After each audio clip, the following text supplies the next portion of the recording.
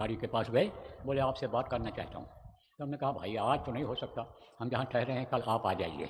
कितने बजे आ जाएँ? हमने कहा कितने बजे सुविधा रहेगी? बोले 9 बजे। 9 बजे ठीक 9 बजे सुबह पहुँच गए। बातचीत होने लगी। तो हमने कहा आप वहाँ कैसे आए सत्संग? बताया उन्होंने कि आपने बहुत अच्छा सुनाया और भजन पर बैठाया तो हमको सुनाई पड़ा, और सब बातें बताया उन्होंने। दया ऐसी हुई उनके ऊपर। तो उन्होंने कहा कि हम इधर से जा रहे थे तो आपकी बोली सुनी, तो बोली सुन कर के आ गए, क्योंकि हमारे भाई साहब भी यही बोली बोलते थे, इसी तरह से बोलते थे। तो हमने कहा भाई साहब आपके? कहें हाँ, हम लोग बस्ती जिला उत्तर प्रदेश के हैं, हम बहुत बचपन में यहाँ चले आए थे और यहीं पर हम रहे, यहीं पर शादी किया, औरत भी थी उनके साथ में। बोले इनसे मैंने शादी किया और मैं अपना कारोबार करता हूँ यहाँ पर। तो एक बार मैं अभी तो नहीं जा पाया, बोले जब से आया, लेकिन हमारे भाई साहब आए थे तो वो भी आप जैसी बोली बोल रहे थे, इसलिए मैं आपकी बोली सुनकर चला आया।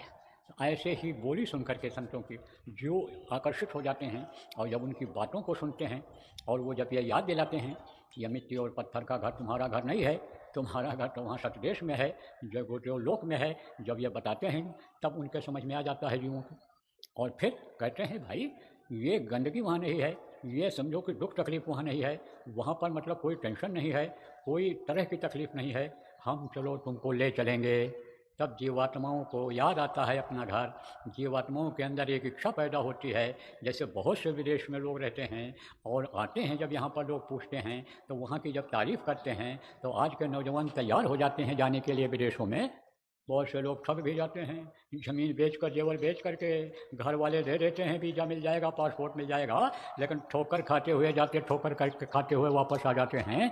लेकिन इच्छा जग जाती है एक बार अमेरिका चलें घूम आएँ, एक बार चलें लंदन घूम आएँ, एक बार वहाँ, क्योंकि वो तारीफ़ कर देते हैं। ऐसे ही आप ये समझो जब संत वहाँ की लीला के बारे में बताते समझाते हैं तब ये जीवात्माएँ यानी वहाँ जाने के लिए लालायित हो जाती हैं। और जब संत ये कहते हैं कि भाई मैं तुमको रास्ता बताता हूँ, रास्ते पर तुम आगे बढ़ो चलो और हम तुम्हारी मदद करेंगे, तब उनको विश्वास हो जाता है। तो प्रेमियों, जब तड़प जगती है तो ये जीवात्माएँ पूछती हैं कि हम कैसे वहाँ पहुँचेंगे, युक्ति क्या है, उपाय क्या है?